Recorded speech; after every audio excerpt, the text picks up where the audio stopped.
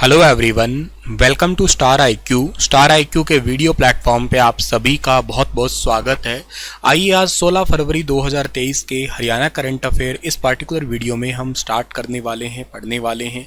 अगर आपने अभी तक हमारे स्टार आईक्यू चैनल को सब्सक्राइब नहीं किया है तो कर लीजिएगा और दोस्तों को भी शेयर ज़रूर करिएगा इस पार्टिकुलर यूट्यूब चैनल को।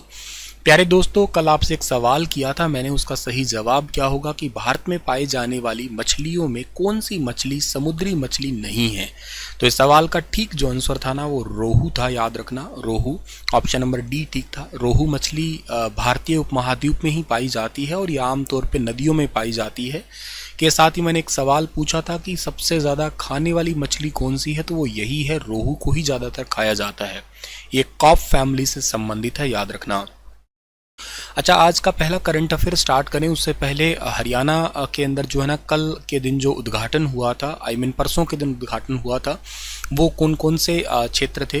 जैसे कि ये मेन 6 विकास परियोजना जो है ना वो हरियाणा सहकारिता विभाग को दी गई है, जिनमें से मैंने आपको कल बताया था, रिवाइज कर लीजिएगा कि कोऑपरेटिव एक्सपोर्ट हाउस बना है करनाल में, सांझी डेयरी स्कीम, इसके अलावा इंटरनेट रेडियो सहकारिता वाणी, इसके अलावा पानीपत सहकारी चीनी मिल में एथेनॉल प्लांट और एग्रो मॉल, इसके अलावा रेवाड़ी के गांव बिदवास में सहकारी दुग्ध प्लांट। इन सभी की घोषणा या शिलान्यास कल के दिन, परसों के दिन हुआ था 14 फरवरी को।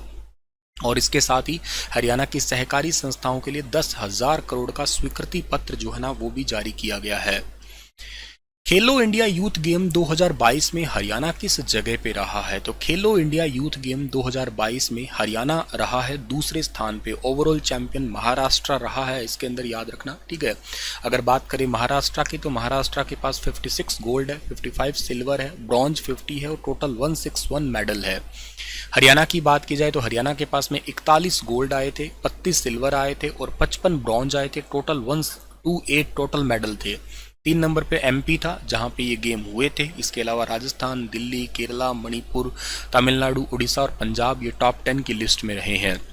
आप लोगों को टॉप 3 याद कर लेने हैं, काफ़ी है, और मेडल भी आप लोगों को टॉप 3 ही याद रखने हैं। आपके हरियाणा के लिए तो याद रखने पड़ेंगे आपको हरियाणा जीके के पॉइंट ऑफ व्यू से कि गोल्ड, सिल्वर और ब्रॉन्ज कितने हैं, ठीक है। खेलो इंडिया यूथ गेम इस बार हुए कब से कब तक थे? 31 जनवरी से लेकर 11 फरवरी 2023 के बीच में ये हुए थे, ठीक है। और ये गेम हुए थे 8 अलग अलग शहरों में, मेनली भोपाल में हुए थे, बाकी इंदौर में, जबलपुर में, ग्वालियर में, उज्जैन में और महेश्वर में, इसके अलावा मांडला में, बागात में, इन शहरों में ये गेम हुए थे।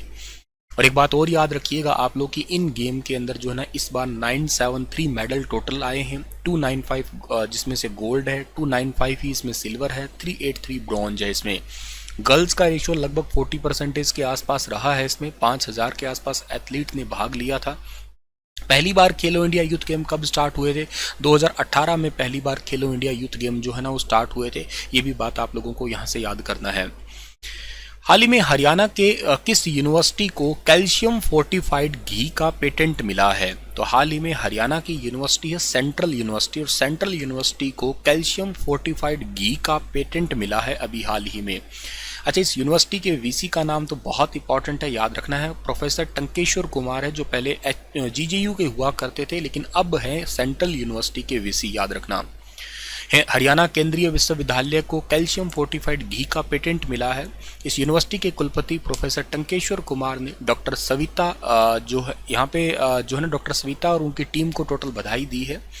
और यहाँ के यूनिवर्सिटी के जीव विज्ञान विभाग के सहायक आचार्य डॉक्टर सविता और इसके अलावा भौतिक एवं खगोल जो डिपार्टमेंट है उसके प्रोफेसर सुनील कुमार और रिसर्चर मनाली चक्रवर्ती, इन्होंने ही जो है ना ये फोर्टिफाइड घी बनाया है। तो बहुत इम्पॉर्टेंट है, कैल्शियम की कमी और स्वास्थ्य संबंधी विकारों का दूर करने में बहुत ही मददगार जो है ना ये साबित होगा। अगला जो सवाल है वो ये है कि किस यूनिवर्सिटी में दयानंद सेंटर फॉर द वैदिक एवं योगिक स्टडीज का हाल ही में आधारशिला रखी गई है? तो ये यूनिवर्सिटी है MDU, महर्षि दयानंद यूनिवर्सिटी के अंदर सेंटर फॉर वैदिक एवं योगिक स्टडीज का जो आधारशिला रखी गई है। अभी हाल ही में इस यूनिवर्सिटी के अंदर जो है ना हरियाणा के सीएम साहब और गुजरात के गवर्नर आचार्य देवव्रत जिनका नाम है वो यहाँ पे आए थे और मुख्यमंत्री ने एमडीयू रोहतक को जो ना ये सौगात दी है, जिसमें दयानंद सेंटर फॉर वैदिक एवं यौगिक स्टडीज भवन की आधारशिला रखी है। विश्वविद्यालय के पब्लिक हेल्थ जो इंस्टीट्यूट है इसकी आधारशिला रखी है। उद्घाटन हुआ है यहाँ पे विवेकानंद लाइब्रेरी का जो है ना विस्तारण भवन जो है ना इसका भी यहाँ पे उद्घाटन किया गया है, ये भी आप लोगों को याद रखना है। और आचार्य देवव्रत हरियाणा में कहाँ से हैं? आचार्य देवव्रत हरियाणा के अंदर पानीपत से हैं, याद रखना आप लोग, ठीक है ना।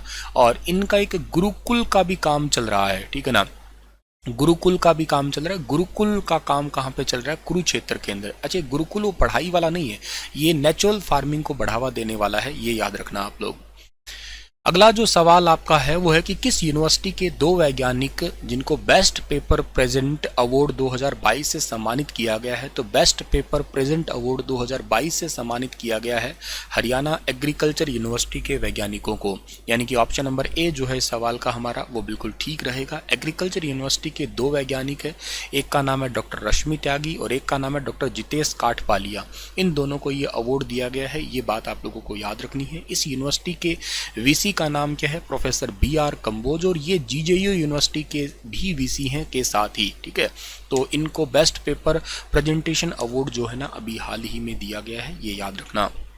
HAU यूनिवर्सिटी की स्थापना कब हुई थी? 1970 के अंदर जो है ना इस यूनिवर्सिटी की स्थापना हुई थी, ये याद रखना। हरियाणा की सभी ग्राम पंचायतों को कौन से साल तक ब्रॉडबैंड से जोड़ने का टारगेट रखा है? तो ब्रॉडबैंड इंटरनेट, देखो broadband internet high speed internet होता है जिसके अंदर ऑप्टिकल फाइबर केबल को बिछाया जाता है। इस ऑप्टिकल फाइबर केबल का प्रिंसिपल क्या है? ऑप्टिकल फाइबर केबल का प्रिंसिपल है TIR, याद रखना, टोटल इंटरनल रिफ्लेक्शन के नाम से इसको जाना करते हैं। हिंदी में इसको पूर्ण आंतरिक परावर्तन के नाम से जानते हैं। और ऑप्टिकल फाइबर केबल के फादर कौन है? तो फादर का नाम है नरेंद्र कंपानी, ठीक है ना, नरेंद्र कंपानी के नाम से इनको जाना करते हैं। हालांकि ये दुनिया में अब तो रहे ही नहीं, ठीक है। और ऑप्टिकल फाइबर कौन से कांच की बनी होती है? तो ये जर्मेनियम कांच की बनी होती है, याद रखना। और 2025 तक का ये टारगेट बनाया गया है हमारा कि हम लोग गाँव को जो है ना वो इससे जोड़ दिया जाए। महत्वाकांक्षी परियोजना है। 2016-17 के दौरान इसका चरण 16 में स्टार्ट किया गया था एक बार, ठीक है ना, पहला चरण पूरा कर लिया 17 में, फिर इसको अक्टूबर 2011 में ऑफिशियली इसको लॉन्च किया गया था Bharat broadband network limited BBNL के द्वारा, राष्ट्रीय ऑप्टिकल फाइबर नेटवर्क के रूप में जिसको जाना करते हैं। इसका पहला चरण फाइनल 2017 में पूरा हुआ था, ठीक है ना। और इसके बाद में अब 2025 तक टारगेट है कि इसको पूरा कर लिया जाए हरियाणा के अंदर तो स्पेशली, ठीक है। 100% इंटरनेट वाला राज्य भारत का कौन सा है? वो है आपका केरल है, ये भी याद करना आप लोग, ठीक है। चलिए जी, इसी के साथ ये इंपॉर्टेंट सेशन आपका वाइंड अप होता है। कल के लिए आपके लिए सवाल है कि इलेक्ट्रिक कार में प्रयोग की जाने वाली बैटरी में किसका यौगिक प्रयोग होता है? मैग्नीशियम, लिथियम, सोडियम या कॉपर? बताना विस्तार से। और ये यौगिक एक्चुअली कहाँ दुनिया में ज़्यादा पाया जाता है, ये भी ज़रूर बताना मुझे आप लोग, ठीक है। चलिए, thank you so much, stay happy, stay healthy.